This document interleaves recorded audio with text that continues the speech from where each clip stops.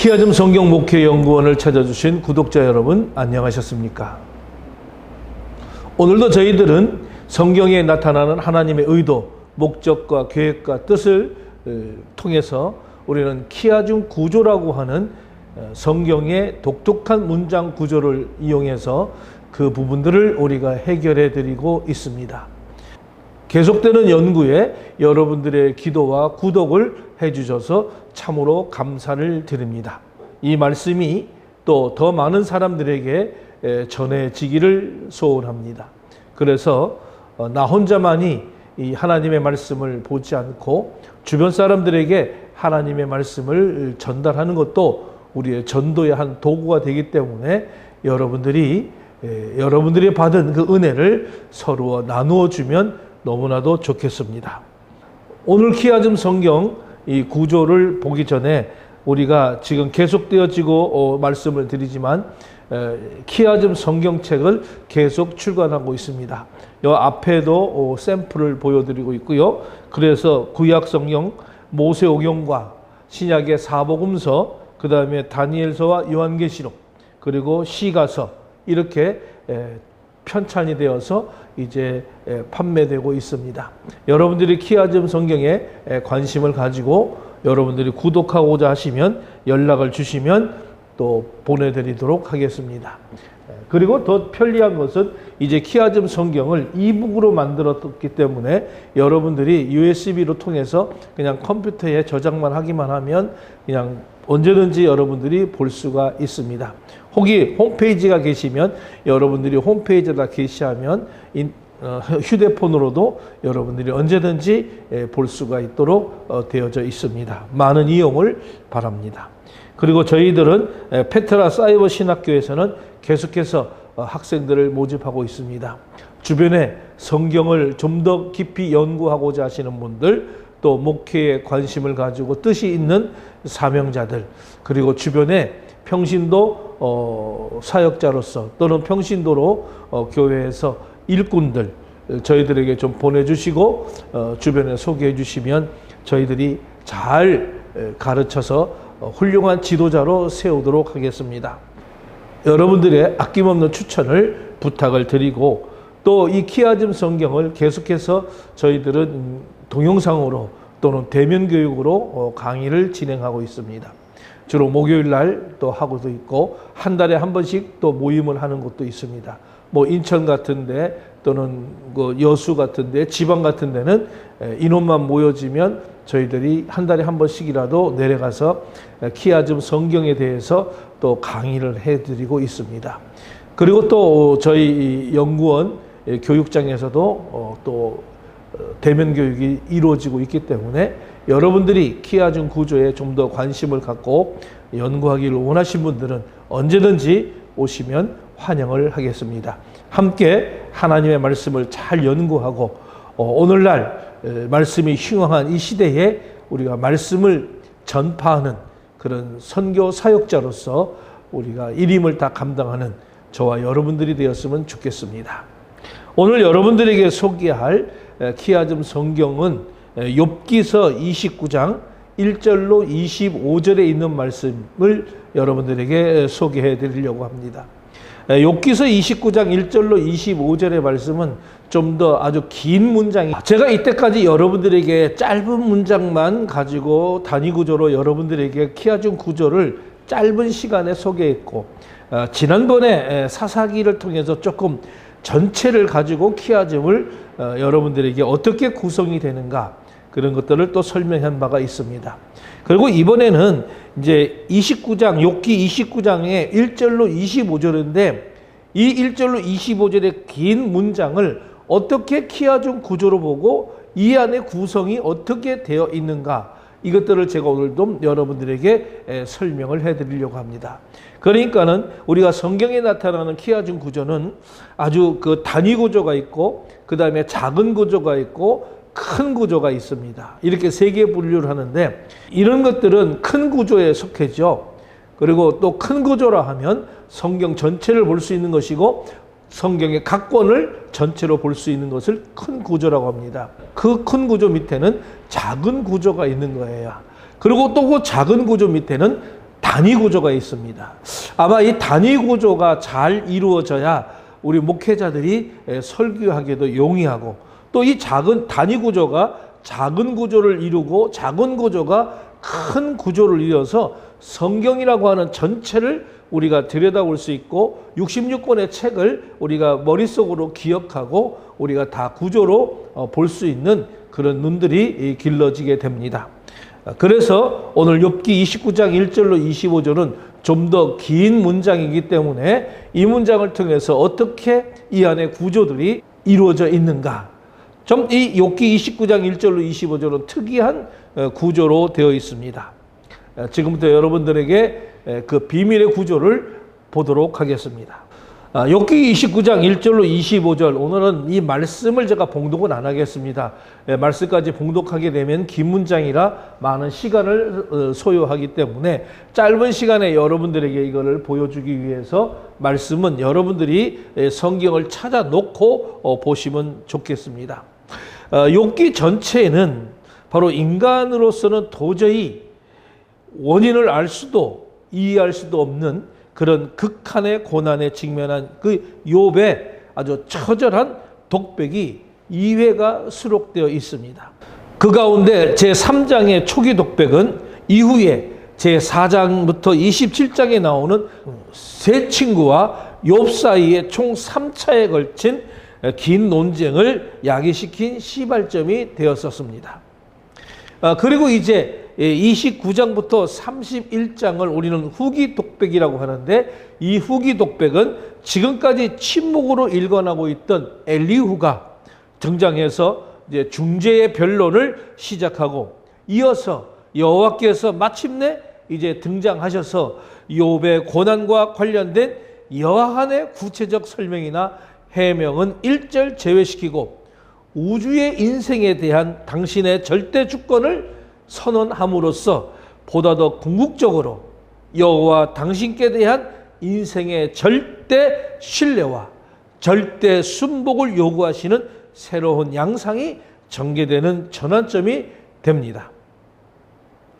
도식적 인과응보론과 현세적 어떤 상선벌악의 원리에 입각해서 욥을 일방적으로 정죄하는 이 친구들과의 격렬한 논쟁을 불러일으켰던 초기 독백에서 욥은 갑작스럽게 닥친 그 고난에 대해서 극도의 혼란과 고통에 겨워서 그가 낙담하고 또 절규하는 것으로 일관을 하는 모습을 우리는 볼 수가 있었습니다. 이것을 감내하기 어려운 그런 한계 상황에 직면한 한 인간의 정말 적나라하고 자연스러운 모습이었던 것을 우리는 보는 것이죠. 반면에 자신의 어떤 불가한 현실에 대한 다각도의 분석과 그 다음에 장시간의 변론을 마친 후에 진행된 이 후기 독백에서는 초기 변론에 비하면 다소 안정된 그런 어떤 모습과 이제 하나님 앞에서 자신의 의를 다시 인정받고 전날의 복된 삶을 회복하고자 하는 그런 적극적인 자세를 전환되는 것의 면모를 우리는 볼 수가 있습니다. 초기 독백은 자신이 잉태된 날과 태어난 날을 저주하고 또 죽음을 동경하면서 고통스러운 그런 삶의 현장을 한탄하는, 그리고 과거의 현실을 부정하는 암울한 발언을, 그런 상황들을 이루고 있었습니다. 반면에 이 후기 독백의 경우에는 물론 이제 제30장에 여전히 감내하기 어려운 자신의 현실의 비탄도 있기는 하지만 제29장에서는 하나님께서 베푸신 그 과거의 축복과 과거 자신이 의롭게 명예롭게 살던 시절을 회상하면서 다시 그날로 돌아가고자 하는 그런 희망을 피력하고, 또 제31장에서는 다시금 자신의 의를 하나님께 인정받기 위해서 공정한 하나님의 법정 교체를 소망하는 등의 적극적인 면모가 주조를 이루고 있습니다. 한마디로 말하면 초기 독백과 후기 독백에 나타나는 이 욥의 태도는 뚜렷한 대조를 이루고 있다는 것입니다. 먼저 우리는 아무리 감내하기 어려운 현실일지라도 다소간의 시간이 흐르면 일단 이를 현실로 수용하고 이제 거기서부터 다시 시작하기 원하는 인간의 보편 심리를 발견하게 됩니다. 하지만 자신으로서는 결코 이해하거나 수긍하기 어려운 그토록 처절한 고통과 또 친구들로 대표되는 인간 사회의 질서에도 불구하고 여전히 하나님을 사모하며 다시금 하나님으로부터 자신의 의를 전날의 복된 시절을 회복하기를 열망하는 이 욥의 의지는 가히 초인적 경지를 보이는 것으로 경이로운 면이라 말할 수가 있습니다. 그리고 이제 서로 어떤 교착 상태에 빠져 더 이상 자신의 어떤 불가해한 현실의 본질에 대한 바르고 전체적인 인식에 도달할 가망이 전혀 없는 이런 친구들과의 논쟁을 모두 포기하고 이제 하나님만을 향하여 탄원하는 오늘 욥의 근본 자세에는 우리가 본받을 점이 많기도 합니다. 하지만 자신의 고통스러운 현실이 직접적으로 자신의 특정한 어떤 죄목이나 상대적 의의 결핍에서 야기된 것이 아니라고 하는 이 점에만은 집착하여 하나님을 향하여 분명 지칠 정도로 자신의 의의 완전성을 강조하는 욥의 자세는 새로운 중재자 엘리후의 비판은 물론이고 곧이어 등장하시는 하나님으로부터 준엄한 책망을 받는 빌미가 되기도 합니다. 이러한 욥의 후기 독백 첫째 문단인 제2제 29장은 극외자가 부르는 제28장의 지혜에 대한 찬양으로 잠시 중단되었던 욥의 말이 다시 이제 이어짐으로 밝히는 그런 자신의 해설을 수록한 1절을 제외하고는 2절부터 25절 전부가 과거에 대한 회상을 하면서 이는 지금 여기에 보는 것과 같이 전형적인 그들의 문장 구조인 병행 구조로 키아즘 병행 구조로 이것이 되어 있다고 하는 사실을 여러분들에게 지금 보여드리고 있는 것입니다. 키아즘 구조를 여러분들에게 조금 설명해 드리면 1절에서는 자신의 해설 욥이 풍자하여 이르되 그리고 이제 2절과 10절까지 하나님의 축복이 있던 과거에 대한 회상을 A에서 하게 됩니다. 그리고 18절로 25절에 보면 또 이제 하나님의 축복이 있던 과거에 대한 회상을 하게 됩니다. 그래서 하나님의 축복의 과거에 대한 회상과 또 하나님의 축복에 대한 과거 회상이 A와 A-로 우리가 병행을 이루고 있죠. 그리고 B에서는 11절부터 17절인데 B는 하나님의 의를 실천했던 과거에 대한 회상을 이렇게 하고 있습니다. 이것을 크게 보면은 A와 A- 그리고 B 이렇게 세 개의 큰 문장으로 키아즘 구조를 이루고 있어요. 그런데 특별히 이 안에는 이 A와 A-를 이루는 전체의 또 키아즘 구조가 하나 나타나고 있고요. 그 다음에 B에서도 요 B 안에서도 제가 키아즘 구조를 하나 찾아 넣었습니다. 이런 것을 가리켜서 우리는 키아즘 이중 구조라고 그렇게 말씀을 드립니다. 그래서 A와 A- 자 이제 보게 되면 이런 구조의 분석에서 우리가 잘 드러나듯이 욥은 전반부 A와 후반부 A-에서 하나님의 축복으로 자신의 과거의 행복함을 누렸던 것을 그는 밝히고 있는 거죠. 그리고 이제 중반부 B에서는 과거의 자신이 적극적으로 하나님의 의를 실천했음을 지금 밝히고 있는 것입니다. 이 키아즘 병행 구조에서는 강조하고자 하는 그 내용들을 중앙에다가 위치하고 있는 것을 여러분들 잘 아실 줄로 믿습니다. 이러한 점에서 욥의 과거에 누렸던 그런 행복을 이룬 것보다는 과거처럼 하나님의 이 의를 실천하지 못하는 이 처지가 된 것에 대해서 욥은 더 슬퍼하고 있음을 알 수가 있습니다.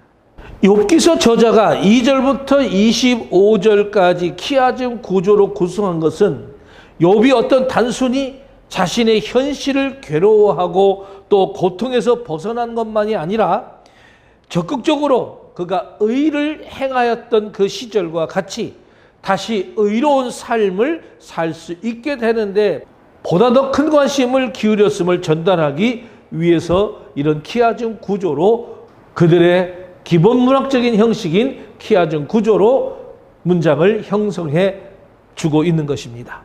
우리가 병행 위치에 있는 A와 A-에서 관련성 있는 기본 내용이 같다고 하는 점, 그리고 그뿐만 아니라 그 구성이 같다는 점에서 우리가 A와 A-가 병행된다는 것을 확인할 수가 있어요. 그러니까 A와 A-를 공히 그 안에도 구성을 보면, 다시 말하면 2절에서 10절과 18절과 25절의 내용 안에서 이와 같은 키아즘의 구조를, 병행 구조를 우리가 볼 수가 있는 것이죠. 여기 보면 A에서 욥의 번영과 A에서 욥은 과거에 하나님께서 축복하셨기 때문에 누렸던 번영의 날을 회상하고 그때로 다시 돌아가고 싶어하는 그런 소망을 가졌습니다. 축복을 누렸을 때를 자기가 회고하고 있는 것이죠. 또한 여기에 병행되고 있는 A-에서도 욥은 과거 하나님의 축복으로 자신의 앞날에 영원한 번영을 낙관했던 그런 시절을 자기는 회상하고 있습니다. 자신의 앞날에 대한 영원한 번영을 회고하고 있습니다. 그러니까 이것도 서로가 병행되는 것을 우리가 볼 수가 있는 것이죠. 그리고 우리가 자신의 명예, B와 B-를 회고하는 그런 내용을 병행시킴으로써 문장의 정형미를 살리고 있습니다. 그러나 이것은 욥의 자신이 번영과 명예를 누렸던 그런 사실 그 자체를 강조하려고 하기보다는 이러한 형편에서 자신이 취한 행동이 오늘 뭐로 나타나는가, 이 B에 있음을 강조하려고 그 외곽의 A와 A-의 동지성을 강조하고 있는 것을 볼 수가 있으며, A와 A-는 기본 키아즘 병행 구조의 중앙에 위치하고 있는 하나님과 사람 앞에 의를 행했던 욥의 과거 행적을 보여주는 B의 독자들이 관심을 집중시키는 기능하는 것을 볼 수가 있습니다. 그러나 이것은 우리가 욥의 자신의 번영과 명예를 누렸다고 하는 사실 그 자체를 강조하려고 하였다기보다는 이러한 형편에서 자신이 취한 행동이 지금 여기 B, 하나님의 의를 실천했던 과거에 대한 회상을 강조하려고 그 주변에 A와 A-의 그런 어떤 것들을 놓고 키아즘 구조를 형성하고 있는 것입니다. 그러니까는 우리가 핵심 구조인 B를 우리가 이야기하면서 A와 A-의 키아즘 또 병행 구조를 이루면서 독자들이 욥의 말에 관심을 집중시키는 그런 기능을 우리는 보게 될 수가 있는 것이죠. 그리고 이 중앙부에 기록되어 있는 이 B의 또다시 병행 구조가 형성되어 있는 것을 여러분들은 볼 수가 있을 것입니다. 거듭 사용되는 병행 구조는 당시 욥의 주된 관심사가 어디에 있는지를 더욱 명확하게 부각시키고 있다고 하는 그런 사실이 옳습니다. 그러므로 B에서 하나님의 일을 실천했던 과거에 대한 회상을 우리가 또 그 안에서 구조를 한다고 하면 11절로 13절까지 욥의 약자 보호, 귀와 눈, 그리고 부르짖는 빈민, 도와줄 자가 없는 고와 망하게 된 자, 그리고 과부에 대한 그런 약자에 대한 보호를 이야기했고, 그 다음에 15절로 17절 가면 또 약자에 대한 보호가 있죠. 그래서 C와 C-가 우리는 병행을 이루고 있는 것을 볼 수가 있겠죠. 여기서는 소경의 눈, 다리 저는 사람, 빈구한 자, 불의한 자, 그래서 C와 C-가 병행을 이루고 있고, 그 다음에 욥의 의, 자, 의를 옷으로 삼아 입었고, 또 욥의 공의, 나의 공의는 도포와 멸류관과 같았으니라 라고 이야기하면서 D와 D-가 병행을 이루고 있는 것이죠. 그러니까는 핵심 부인 11절로 17절에 하나님의 의를 실천했던 과거에 대한 회상은 바로 몇 가지로 나타나냐면 크게는 두 가지가 나타나는 거죠. 욥의 약자에 대한 보호와 욥의 의에 대한 내용들의 이야기들을 해주고 있다는 사실을 우리는 볼 수가 있습니다. 그러니까는 시에서 보게 되면 11절에서는 눈과 귀라고 하는 신체 부위를 나타내는 그런 표현을 사용했다고 볼 수가 있고요. 이는 욥의 행적을 직접 듣고 본 모든 사람들로부터 욥의 자신이 존경과 사랑을 받았음을 아주 생생하게 묘사하기 위해서였습니다. 그리고 여기에 이어지는 12절과 13절에서는 부르짖는 빈민, 도와줄 자가 없는 고아, 망하게 된 자, 과부 등과 같은 구체적인 대상을 지금 거론하고 있습니다. 이것은 자신이 사람들로부터 존경과 사랑을 받게 된 이유가 바로 이러한 사회적 약자들을 위하여 자기가 실천적으로 행동했기 때문임을 밝히기 위해서인 것이죠. 뿐만 아니라 씨와 병행을 이루는 씨다시에는 또 소경의 눈, 또 다리를 저는 자라고 하는 구체적인 어떤 신체 부위를 나타내는 그런 표현을 사용했고, 또 빈궁한 자, 또 불의한 자 등과 같은 욥이 관심을 가졌던 구체적인 대상도 거론하고 있습니다. 이것은 오늘 욥이 자신에게 주어진 어떤 윤리적인 의무를 적극적으로 수행하였다는 걸 밝히기 위해서 사용되는 그런 표현이죠. 그리고 이제 D와 D-에서는 의와 공의라고 하는 단어를 집중 사용해서, 우리가 의라고 하는 것은 차테크라고 쓰지 않습니까? 이 차테크, 이것은 하나님의 의로운 속성을 나타낼 때 아주 자주 사용되는 단어지요. 그리고 하나님의 종이 하나님의 뜻에 충실함을 나타낼 때도 이 단어가 사용이 됩니다. 여기에서도 이 단어는 욥이 바로 하나님의 종이며 하나님의 뜻에 합한 자였음을 나타나기 위해서 사용되었던 것이죠.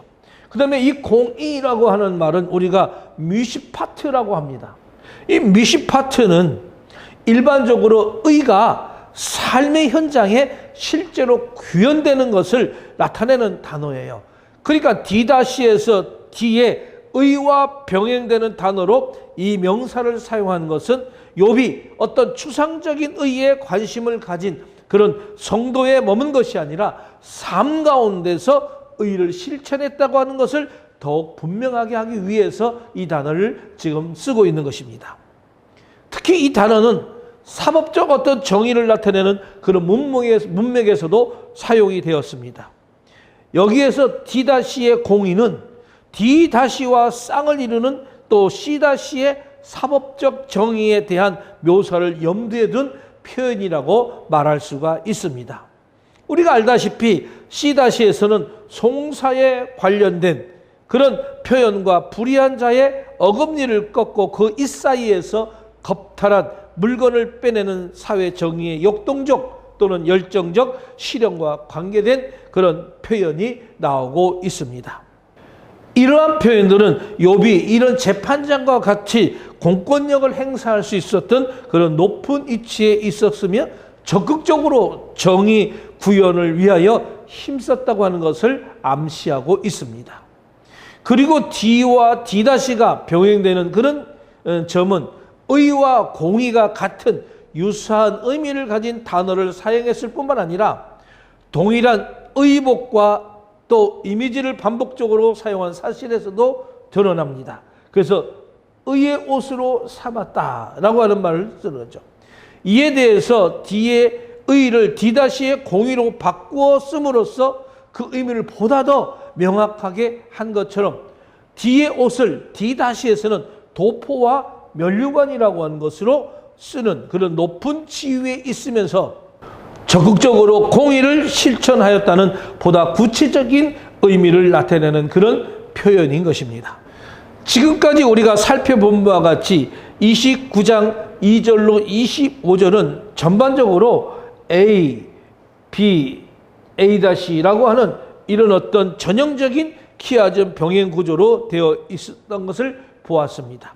그리고 B에서도 우리가 C 또는 D, D-C, C, D, D-C-라고 하는 이런 또 하나의 병행 구조가 등장하는 것을 보았습니다.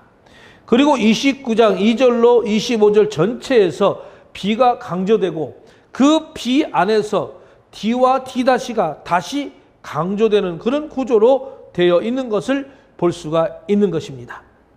이러한 키아즘 구조를 우리는 이중 병행 구조라고 이야기를 드렸습니다. 이런 이중 병행 구조를 통해서 전달되는 것은 지금 그 핵심 구조인 B에 드러나는 바와 같이 욥이 과거의 그런 어떤 번영 그 자체보다는 하나님의 의를 실천하였던 삶에 더 큰 의미를 두고 있다고 하는 것이 옳습니다. 이중 병행 구조를 구성하고 있는 이 본문 속에서 가장 강조되고 있는 것은 욥이 하나님의 속성인 의를 언제나 늘 마음에 품고 이를 실천하는 공의의 삶을 살았고 현재도 다시 이를 행할 수 있도록 지금 욥은 회고하고 있는 것입니다. 이처럼 제29장 전체는 욥이 과거를 회상하는 것이 단순히 어떤 행복했던 과거의 삶에 대한 향수나 외형적인 어떤 번영과 명예의 회복에 대한 소망의 차원에 머무는 것이 아니라고 하는 점을 지금 보여주고 있는 것이죠. 당시 욥은 아주 극심한 고난 가운데 있었지만은 그 고난에서 벗어나는 데만 몰두하지 않고 고난에서부터 회복된 후 다시금 과거와 같이 적극적으로 하나님의 의를 실천하는 삶을 사는데 보다 더 큰 관심을 가졌다라고 하는 것입니다. 욥은 때로 너무나 혹독한 시련 가운데서 좌절하고 하나님을 원망하기까지 했던 것을 우리는 너무나도 잘 알고 있죠. 그러나 오늘 29장에 나오는 바와 같이 욥은 이 암울한 현실에서도 단순히 자신의 회복만 바라는 것이 아니라 하나님의 의를 실천하기를 소망했다는 것입니다.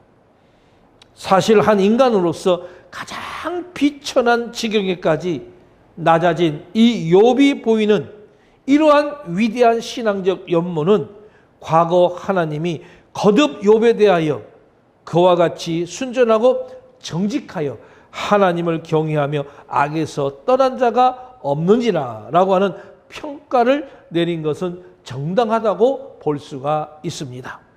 뿐만 아니라 하나님께서 욥을 향하여 38장 2절에서 이렇게 얘기했습니다. 무지한 말로 이치를 어둡게 하는 자가 누구냐? 그리고 40장 2절에서는 변박하는 자가 전능자와 다투겠느냐? 등과 같이 질책하게도 하셨지만은 오늘 욥의 세 친구를 향하여 42장 7절에서는 너희가 나를 가리켜 말한 것이 내 종 욥의 말같이 정당하지 못함이라고 책망하시면서 욥을 상대적으로 더 높이 평가하신 하나님의 근거가 되기도 하였습니다. 우리는 이 욥기서 전체에서 일관되게 나타나는 바와 같이 비록 유한한 인간으로서의 한계를 극복하지 못하였지만은 욥이 노아 그리고 다니엘과 더불어 구약의 대표적인 의인으로 평가받을 수 있었던 것도 그가 과거에 적극적인 의를 실천자로 살았을 뿐만 아니라 이처럼 처절한 고난 가운데서도 의의 실천자가 되기를 아주 갈망하였기 때문이라고 말할 수가 있습니다. 여러분, 고난당하기 이전에 욥의 삶은 참으로 흠잡을 데가 없을 만큼 완벽한 삶이었다는 것을 우리는 너무나도 잘 알고 있습니다. 하나님은 그와 함께 하셔서 그로 하여금 형통하게 하셨고 또 욥은 욥대로 하나님의 기대에 부응하는 그런 의로운 삶을 살았습니다. 과연 사단이 욥을 시기할 만도 하지 않겠습니까? 우리의 신앙생활이 사단에게 비웃음을 당하는 그런 신앙생활을 한다면 그 얼마나 우스운 일이 되겠습니까? 이런 사람들에게는 사단으로 말미암은 시련도 오지 않습니다. 사단은 그러한 사람을 언제든지 신앙의 길에서 벗어나게 할 수 있습니다. 그러므로 그들에 대해서는 시험을 가하지 않고 내버려 둔다고 하는 사실이 옳습니다. 그러니까 시련이 올 이유가 없는 것이죠. 그러나 진실한 성도에게는 사단의 시기로 인하여 시련이 오기 마련입니다.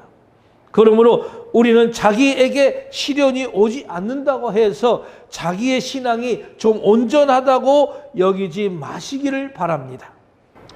그런 사람일수록 자기의 신앙이 사단조차도 우습게 여길 만큼 무능한 것이 아닌지 확인하고 또 점검해야 할 것입니다. 하나님의 사람, 진정한 성도에게는 사단의 시기로 인한 시련이 있게 마련이라고 디모데후서 3장 12절은 우리들에게 증명하고 있습니다.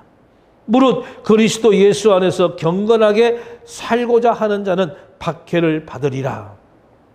항상은 아니더라도 사단은 진실한 성도를 쓰러뜨리기 위하여 늘 도전하여 오며 틈을 노리고 있습니다. 그로 인하여 성도들의 시련은 필연적이라고 말할 수가 있는 것이죠. 사단에게 걸리지 않기 위해서 우리는 말씀을 연구하고 그 말씀대로의 삶을 살아야 될 것이고 말씀에 우리를 늘 비춰보는 삶이어야 합니다. 그리고 우리는 기도와 찬양으로 무장을 하여야 할 것입니다. 이제 우리 모두는 욥의 마지막 말을 통하여 나타내는 이런 영적 교훈을 삼아서 하나님을 경외하기에 게으르지 않기를 우리 모두 소망을 합니다.